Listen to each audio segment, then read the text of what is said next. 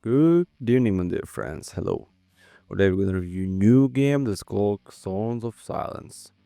Strategy fans, myself included, usually expect enough deep and variety from the genre games to let hundred or indeed thousands of others. But it doesn't necessarily have to be this way. Song of Silence perfectly demonstrates that a strategy game can be a work of art designed to be vivid and memorably experienced while keeping it consistent, as it comes as a price of shallow and basic gameplay system. Source is quite literally a work of art in the most direct way imaginable. Just look at the screenshot, look at them. Now, unapologetically pretty this thing is. I often find myself yelling at the game, demanding a reasonable explanation for its ridiculous beauty. The vistas, the mountain ranges, straight of flight from aesthetic and style to unit and map design is breathtaking. The soundtrack is no less remarkably composed by the veteran Hitoshi Sakimoto of Akira Chronicles and a bunches of their G-Stuff fame. I don't think I've been then captivated by visual and sound of a strategy game ever since playing as a little kid. Evoking such sense of wonder and awe in a middle-aged Cordy past his prime, this remarkable feat is a delight in the feast.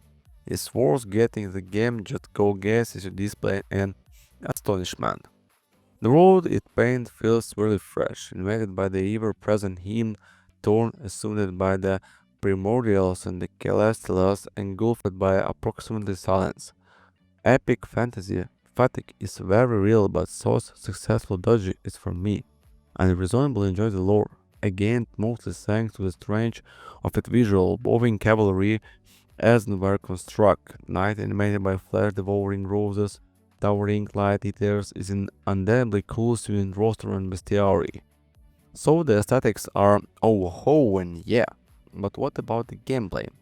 Well, it's more of on and on. Fight are done with auto battle combat, and yes, you can optimize and via even composition placement and the card abilities. But it soon starts feeling very samey and eventually detectives rise and repeat. Unit rosters between the factions are unique, but again, it looks more than a faction. That's very basic settlement management, but it's nothing to write home about. Or write anywhere about it, really it barely exists. Capturable locations are unique in loot, but similar in faction, getting a bunch of resources and alternate unit here and there. Very stripped down, possibly aimed at general newcomers. Same for leveling heroes, each comes with unique skill, but you end up picking them all anyway, and the only decision left to the player is in what order. Don't get me wrong, it's not all bad and shallow. There are in the 8 missions campaign and I like it only challenging difficulty. It's very linear and story driven, but it's alright. Figuring out how each map worked and joining so this world was engaging. Some optional quests chaining inside objectives. There despite survival, a logical banner saga vibe to it all. Some final battles were annoying and based on assumed knowledges requiring reloading, but this didn't ruin it for me. Solid campaign. While I'm taught if you plan on planning sort of the campaign, don't be like me and assume that glowy. Misty hour things are there for environmental decorations that actually grant bonus with lower even quest. There's skirmish too, but I don't see myself playing a significant amount of it.